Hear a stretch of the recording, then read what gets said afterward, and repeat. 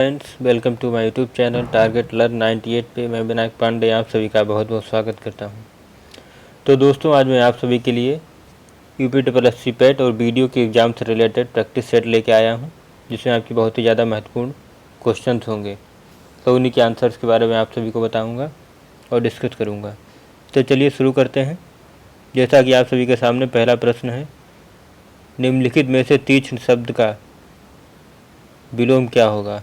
तीव्र, तृष्णा, त्यागी या कुंद? तो इसका राइट ऑप्शन होगा कुंद। कुंद इज द राइट आंसर। तीक्ष्ण का विलोम होगा कुंद।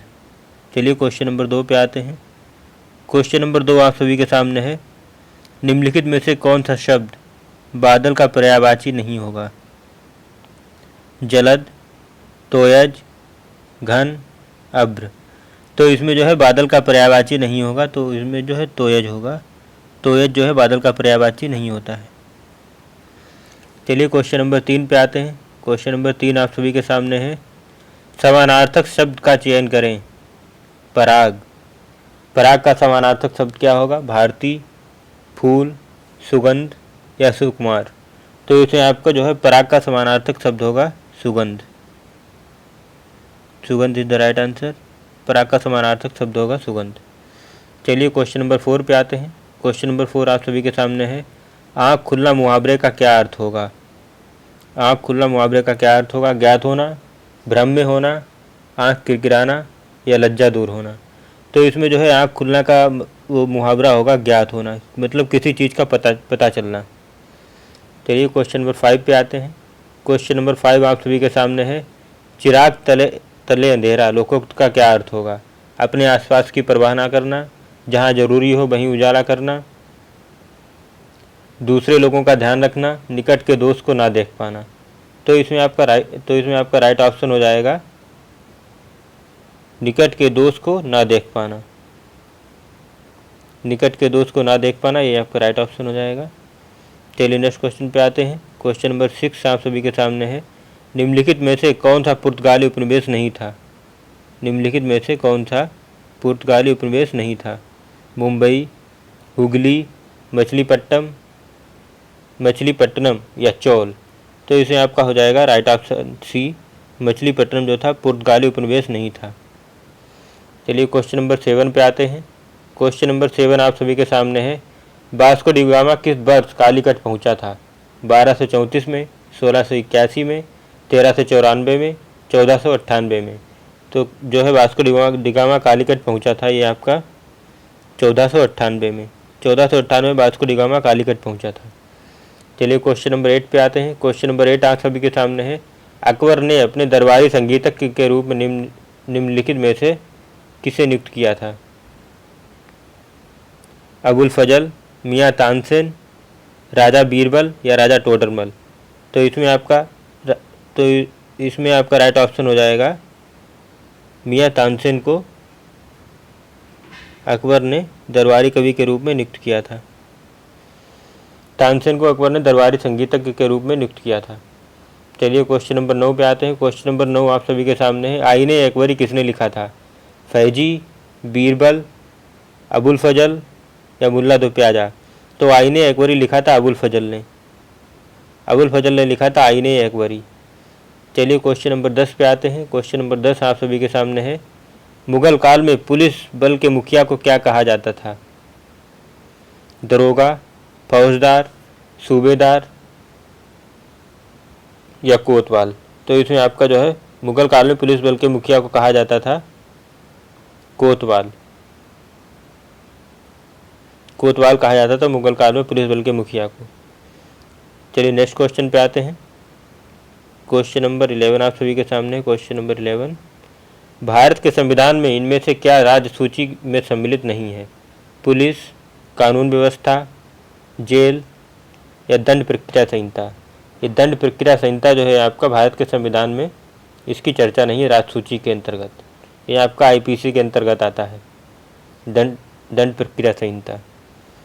चलिए क्वेश्चन नंबर 12 पे आते हैं। क्वेश्चन नंबर 12 आप सभी के सामने है, राज्यसभा के चुने हुए सदस्यों का कार्यकाल कितने वर्ष का होता है? 2 वर्ष, 4 वर्ष, 6 वर्ष या 8 वर्ष? तो इसमें आपका राइट ऑप्शन हो जाएगा 6 वर्ष का होता है आपका राज्यसभा के सदस्यों का कार्यकाल 6 वर्ष। चलिए नेक्स्ट क्वेश्चन पे आते हैं। Question number 13। क्वेश्चन नंबर 13 आप सभी के सामने है। भारत का निम्नलिखित में से कौन सा राष्ट्रपति निर्विरोध निर्वाचित हुए थे? भारत के वे कौन से राष्ट्रपति थे जो निर्विरोध निर्वाचित हुए थे? Doctor S Radhakrishnan, K R Narayan, Neelam Sanjiva Reddy, doctor Rajendra Singh.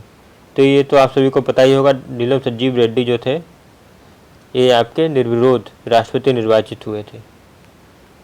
चलिए क्वेश्चन नंबर 14 पे आते हैं। क्वेश्चन नंबर 14 आप सभी के सामने है। भारत में पंचायती राज स्थापित करने वाले प्रथम 2 राज्य कौन से थे? राजस्थान और महाराष्ट्र, राजस्थान और पश्चिम बंगाल, राजस्थान और आंध्र प्रदेश, राजस्थान और पंजाब।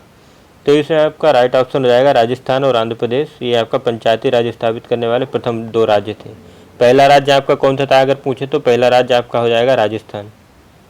राजस्थान आपका पहला राज्य हो जाएगा अगर पूछे तो पहला, अगर 2 पूछे तो राजस्थान और आंध्र प्रदेश। चलिए क्वेश्चन नंबर 15 पे आते हैं। क्वेश्चन नंबर 15 आप सभी के सामने है। सरकारी आयोग का मुख्य उद्देश्य क्या था? मानव अधिकार के हनन की जांच करना, पंचायती राज, केंद्र राज्य संबंध या चुनाव सुधार। तो इसे आपका राइट हो जाएगा केंद्र राज्य संबंध सरकारी आयोग का मुख्य उद्देश्य था। केंद्र राज्य संबंध को स्थापित करना सरकारी आयोग का मुख्य उद्देश्य था। सी ऑप्शन आपका सही हो जाएगा। चलिए क्वेश्चन नंबर 16 पे आते हैं। क्वेश्चन नंबर 16 आप सभी के सामने है। त्रिपुरा अपने उत्तर, दक्षिण और पश्चिम में किस देश से घिरा हुआ है? म्यांमार, चीन, थाईलैंड या बांग्लादेश। तो जो है त्रिपुरा अपने उत्तर, दक्षिण और पश्चिम में बांग्लादेश से घिरा हुआ है। तो इसमें आपका डी ऑप्शन सही हो जाएगा। चलिए नेक्स्ट क्वेश्चन पे आते हैं। क्वेश्चन नंबर 17 आप सभी के सामने है। अबू धाबी की राजधानी क्या है? यूनाइटेड अरब अमीरात, नीदरलैंड, दक्षिण कोरिया या इटली। तो अबू धाबी की राजधानी होगी इसमें यूनाइटेड अरब अमीरात। ये आपका राइट ऑप्शन हो जाएगा। चलिए क्वेश्चन नंबर 18 पे आते हैं। क्वेश्चन नंबर 18 आप सभी के सामने है। नेपाली भाषा मुख्य रूप से किस राज्य में बोली जाती है? कर्नाटक, राजस्थान, आंध्र प्रदेश, सिक्किम। तो इसमें आपका राइट ऑप्शन हो जाएगा सिक्किम में बोली जाती है आपकी नेपाली भाषा। C is the right answer. Nepali भाषा मुख्य रूप से सिक्किम में बोली जाती है भारत में। चलिए नेक्स्ट क्वेश्चन पे आते हैं। क्वेश्चन नंबर 19 आप सभी के सामने है। इनमें से कौन सा यूरोपीय देश है? इनमें से कौन सा यूरोपीय देश है? बुल्गारिया, सूडान, बेनिन या घाना। तो इसे आपका राइट ऑप्शन हो जाएगा बुल्गारिया, यूरोपीय देश है। चलिए क्वेश्चन नंबर 20 पे आते हैं। क्वेश्चन नंबर 20 आप सभी के सामने है। निम्न में से सर्वाधिक सीमाओं वाला देश कौन सा है? चीन, ब्राज़ील, कनाडा या भारत। तो इसे आपका हो जाएगा चीन। चीन सर्वाधिक सीमाओं वाला देश है, जो सर्वाधिक जिसकी सीमा साझा होती है इतने देशों में से। तो इसमें आपका ए राइट ऑप्शन हो जाएगा चीन। चलिए नेक्स्ट क्वेश्चन पे आते हैं। क्वेश्चन नंबर 21 आप सभी के सामने है। वेनिस शहर किस देश में स्थित है? Denmark, Scotland, France, Italy. तो इसमें आपका राइट ऑप्शन हो जाएगा वेनिस शहर जो है आपका इटली में स्थित है। क्वेश्चन नंबर 22 पे आते हैं। क्वेश्चन नंबर 22 आप सभी के सामने है। सार्क की पहली बैठक कहाँ हुई थी? ढाका बांग्लादेश, बेंगलोर भारत, काठमांडू नेपाल। तो आपकी सार्क की पहली बैठक जो हुई थी वो हुई थी ढाका बांग्लादेश में। चलिए नेक्स्ट क्वेश्चन पे आते हैं। क्वेश्चन नंबर 23 आप सभी के सामने है। सीमा क्षेत्र में वृद्धि कमी नाम में परिवर्तन संबंधित विधेयक पर निम्नलिखित में से किसकी पूर्व मंजूरी आवश्यक है?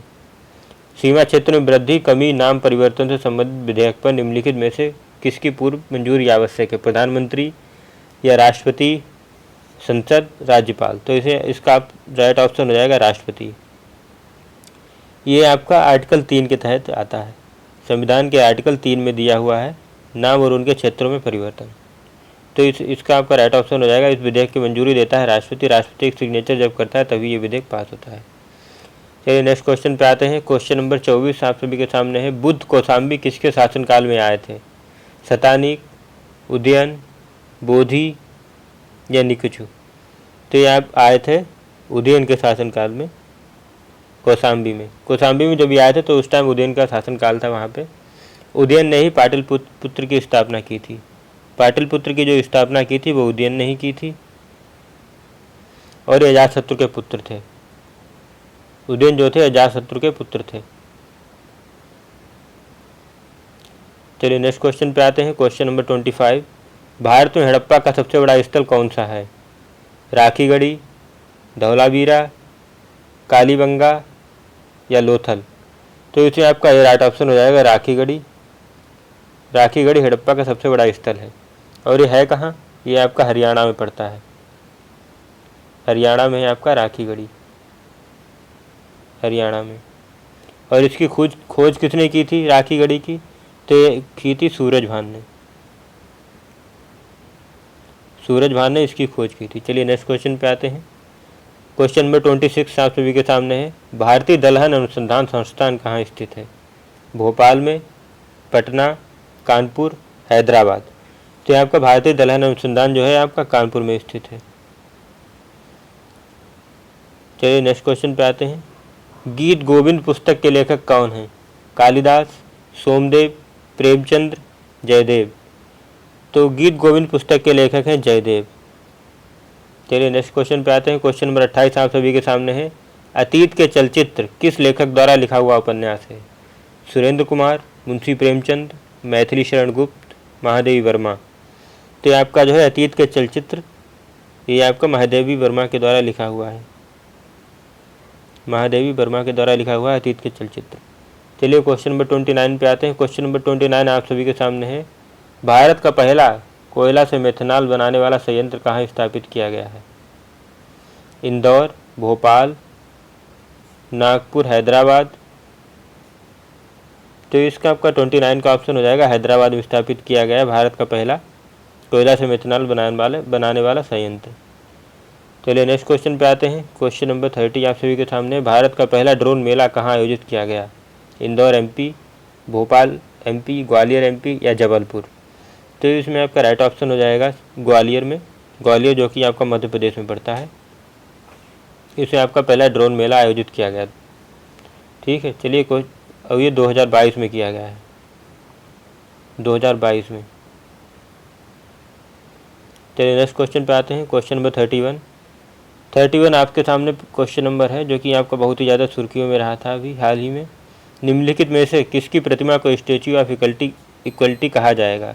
शंकराचार्य, रामानुजाचार्य या छत्रपति शिवाजी या वल्लभ भाई पटेल? तो इसमें आपका राइट ऑप्शन हो जाएगा रामानुजाचार्य की प्रतिमा को स्टैच्यू ऑफ इक्वलिटी कहा जाएगा। चलिए नेक्स्ट क्वेश्चन पे आते हैं। क्वेश्चन नंबर 32 है। राफेल लड़ाकू विमान उड़ाने वाली पहली महिला पायलट कौन बनी है? शिवांगी सिंह, अंकिता मिश्रा, गुंजन सिंह या इनमें से कोई नहीं? तो इसका आपका राफेल विमान उड़ाने वाली पहली महिला पायलट बनी शिवांगी सिंह, जो कि आपकी यूपी के आगरा से। चलिए नेक्स्ट क्वेश्चन पे आते हैं। मिस वर्ल्ड 2022 का खिताब किसने जीता? साइलेंट फोर्ड, हरनाथ संधू, श्री सैनी या कैरोलिना बिलावस्का? तो इसका आपका राइट ऑप्शन हो जाएगा कैरोलिना बिलावस्का ने जीता है मिस वर्ल्ड 2022 का खिताब। डी ऑप्शन इसका राइट हो जाएगा। चलिए क्वेश्चन नंबर 34 पे आते हैं। क्वेश्चन नंबर 34 आप सभी के सामने है। भारत देश में सबसे पहले शिक्षा नीति किसके द्वारा 1968 में शुरू की गई थी? इंदिरा गांधी, राजीव गांधी, पंडित जवाहरलाल नेहरू या सर्वपल्ली राधाकृष्णन? तो इसका आपका राइट ऑप्शन हो जाएगा इंदिरा गांधी जी के द्वारा भारत सबसे पहले शिक्षा नीति 1968 में लागू की गई थी, Indira Gandhi. A option right हो जाएगा। चलिए तो क्वेश्चन नंबर 35 पे आते हैं। क्वेश्चन नंबर 35 आप सभी के सामने है। लोकसभा में शून्यकाल की अवधि अधिक से अधिक हो सकती है अनिश्चित काल के लिए, 2 घंटा के लिए, 30 मिनट के लिए या 1 घंटा के लिए? तो इसका आपका राइट ऑप्शन हो जाएगा 1 घंटा के लिए हो सकती है अधिक से अधिक शून्यकाल की अवधि। चलिए नेक्स्ट क्वेश्चन पे आते हैं। क्वेश्चन नंबर 36 आप सभी के सामने है। ब्रिक्स शिखर सम्मेलन 2022 की मेजबानी किस देश ने की? रूस, भारत, चीन, ब्राज़ील? तो इसका आपका राइट ऑप्शन हो जाएगा चीन ने की ब्रिक्स 2022 की मेजबानी। ब्रिक्स मतलब ब्रिटेन, रसिया, इंडिया, चाइना, साउथ अफ्रीका, इतने देश इसमें शामिल हैं। चलिए नेक्स्ट क्वेश्चन पे आते हैं। Question number 37। कुंभ मेले का आयोजन कितने स्थानों पर किया जाता है भारत में? 5, 4, 6 या 7? तो इसका आपका राइट ऑप्शन हो जाएगा 4 जगह किया जाता है कुंभ मेले का आयोजन, जो कि आपका हरिद्वार, नासिक, प्रयागराज, जो पहले इलाहाबाद था उसी प्रयागराज हो गया है, और ये आपका हो जाएगा उज्जैन। 4 जगह पर किया जाता है कुंभ मेले का आयोजन। तो नेक्स्ट क्वेश्चन पे आते हैं। क्वेश्चन नंबर 38 आप सभी के सामने है। पुरंदर की संधि कब हुई थी? 1962, 65, 68 या 75? तो इसका 38 का आपका राइट ऑप्शन हो जाएगा 1965 में हुई थी पुरंदर की संधि। और यह किसके किसके बीच हुई थी? यह हुई थी शिवाजी और मुगल शासक के सेनापति जयसिंह के मध्य। शिवाजी और जयसिंह के मध्य हुई थी ये आपकी पुरंदर की संधि, शिवाजी और जयसिंह के मध्य। चलिए नेक्स्ट क्वेश्चन पे आते हैं। क्वेश्चन नंबर 39 आप सभी के सामने है। बक्सर का युद्ध कब हुआ था? 1957, 1964, 1962 या 1754? तो इसका आपका राइट ऑप्शन हो जाएगा 1764 में हुई थी आपको बक्सर का युद्ध। और यह जो 1757 में आपका प्लासी का युद्ध हुआ था। प्लासी का युद्ध जो हुआ था वो आपका हुआ था 1757 में, और 1764 में आपका हुआ था बक्सर का युद्ध। चलिए नेक्स्ट क्वेश्चन पे आते हैं। क्वेश्चन नंबर 40 आप सभी के सामने है। निम्नलिखित में से कौन सी नदी गंगा की सहायक नदी नहीं है? निम्नलिखित में से कौन सी नदी गंगा की सहायक नदी नहीं है? घाघरा, गंडक, कोसी, पेनगंगा? तो पेनगंगा जो है आपकी, ये जो है गंगा की सहायक नदी नहीं है, ठीक है। यह गोदावरी की सहायक नदी है। पेनगंगा जो है गोदावरी की सहायक नदी है। तो इसमें आपका पूछा है कौन सी नदी गंगा की सहायक नदी नहीं है? पेनगंगा जो है गंगा की सहायक नदी नहीं है, जो गोदावरी की सहायक नदी है। चलिए नेक्स्ट क्वेश्चन पे आते हैं। क्वेश्चन नंबर 41 है। लाइसोसोम की खोज किसने की थी? Robert brown, Robert Hooke, D डुबे या जी पैलेड? तो इसका आपका राइट ऑप्शन हो जाएगा लाइसोसोम की खोज की थी डी डुबे ने। डी डुबे ने लाइसोसोम की खोज की थी, और लाइसोसोम को इसे कोशिका की आत्महत्या की थैली भी कहा जाता है लाइसोसोम को, ठीक है। चलिए नेक्स्ट क्वेश्चन पे आते हैं। Question number 42। क्वेश्चन नंबर 42 आप सभी के सामने है। निम्न में से सबसे पहले माउंट एवरेस्ट पर चढ़ने वाले पहले भारतीय कौन थे? अवतार चीमा, बचेंद्री पाल, संतोष यादव या अंशु जसेपा? तो इसका आपका राइट ऑप्शन हो जाएगा अवतार चीमा जो थे ये पहले माउंट एवरेस्ट पर चढ़ने वाले व्यक्ति थे, ठीक है। और उन्होंने चढ़ाई कब की थी? 1965 में इन्होंने माउंट एवरेस्ट पर चढ़ाई की थी, 1965 में। चलिए नेक्स्ट क्वेश्चन पे आते हैं। क्वेश्चन नंबर 43 आप सभी के सामने है। नीति आयोग के प्रथम सीईओ कौन थे? सिंधुश्री खुल्लर, अरविंद पनगड़िया, राजीव कुमार, इनमें से कोई नहीं? तो सिंधुश्री खुल्लर जो थे ये आपके नीति आयोग के पहले सीईओ थे।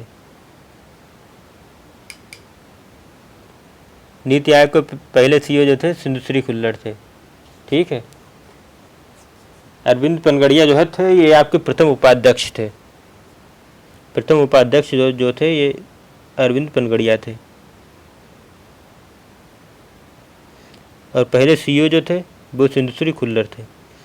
चलिए नेक्स्ट क्वेश्चन पे आते हैं। क्वेश्चन नंबर 44 आप सभी के सामने है। पहला नाभिकीय परीक्षण किस पंचवर्षीय योजना में किया गया था? तीसरी, चौथी, पाँचवीं या छठवीं? पहला नाभिकीय परीक्षण किस पंचवर्षीय योजना के अंतर्गत किया गया था? तो ये आपका चौथी पंचवर्षीय योजना के अंतर्गत किया गया था पहला नाभिकीय परीक्षण, ठीक है, 1947 के पोखरण में। चलिए नेक्स्ट क्वेश्चन पे आते हैं। क्वेश्चन नंबर 45 आप सभी के सामने है। नोटबंदी कब की गई थी?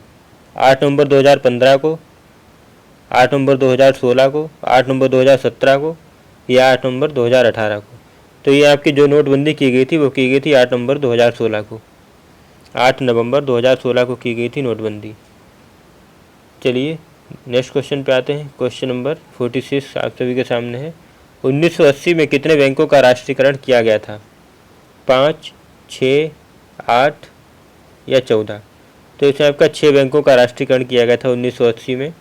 इससे पहले जो था 1969 में 14 बैंकों का राष्ट्रीयकरण किया गया था। 14 बैंकों का राष्ट्रीयकरण जो किया गया था वो आपका किया गया था 1969 में। ये आपका 1980 में 6 बैंकों का राष्ट्रीयकरण किया गया। चलिए 47 क्वेश्चन नंबर पे आते हैं। पहली बार रणजी ट्रॉफी कब आयोजित की गई थी? तो आपके सामने ऑप्शन है 1934, 1943, 1937 या 1940। तो इसमें आपका राइट ऑप्शन हो जाएगा 1934 में पहली बार रणजी ट्रॉफी आयोजित की गई थी। ठीक है, चलिए नेक्स्ट क्वेश्चन पे आते हैं। क्वेश्चन नंबर 48 आप सभी के सामने है। अलंकेश का पर्यायवाची क्या होता है, मतलब क्या होगा? कुबेर, कामदेव, अनंग या उत्पल? तो ये आपका अलंकेश का पर्यायवाची होगा कुबेर।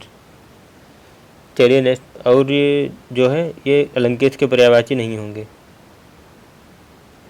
चलिए नेक्स्ट क्वेश्चन पे आते हैं। क्वेश्चन नंबर 49 आप सभी के सामने है। सिंधु सभ्यता के स्थल कितने देशों से प्राप्त हुए हैं? 2, 4 या 3 या 5? तो इसमें आपके 3 देशों से प्राप्त हुए हैं सिंधु सभ्यता के स्थल। 3 देशों से, भारत, अफ़गानिस्तान और पाकिस्तान। 3 देशों से, भारत, अफ़गानिस्तान और पाकिस्तान, 3 देशों से सिंधु सभ्यता के जो है स्थल प्राप्त हुए हैं। चलिए नेक्स्ट क्वेश्चन पे आते हैं। क्वेश्चन नंबर 50 है। तीस्ता किसकी सहायक नदी है? गंगा, रावी, ब्रह्मपुत्र या सतलज की? तो इसमें आपका राइट ऑप्शन रहेगा ब्रह्मपुत्र की सहायक नदी है तीस्ता। यह भारत के सिक्किम राज्य होते हुए बांग्लादेश में प्रवेश करती है। तीस्ता नदी जो है सिक्किम राज्य होते हुए बांग्लादेश में प्रवेश करती है। चलिए क्वेश्चन नंबर 51 पे आते हैं, जो कि आपका आज का लास्ट क्वेश्चन है। प्राक्कलन समिति में कितने सदस्य होते हैं? 22, 7, 30 या 15? तो ये आपका प्राक्कलन समिति में होते हैं 30 सदस्य। यह संसद की सबसे बड़ी समिति होती है। सभी सदस्य लोकसभा के ही होते हैं। इनका कार्यकाल जो है 1 वर्ष का होता है। कार्यकाल 1 साल का होता है। कभी कभी पूछ लिया जाता है इनका कार्यकाल, प्राक्कलन समिति के सदस्यों का कार्यकाल कितने वर्ष का होता है? तो ये होता है आपका 1 वर्ष का।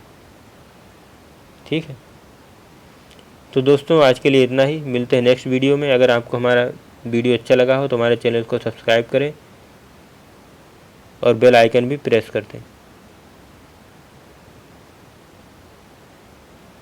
तो थैंक यू सो मच दोस्तों, मिलते हैं नेक्स्ट वीडियो में। तब तक के लिए जय हिंद। अगर जिन्होंने हमारे चैनल को अभी तक सब्सक्राइब नहीं किया है तो वो हमारे चैनल को सब्सक्राइब कर सकते हैं, टारगेट लर्न 98। तो जय हिंद दोस्तों, आज के लिए इतना ही। मिलते हैं नेक्स्ट वीडियो में।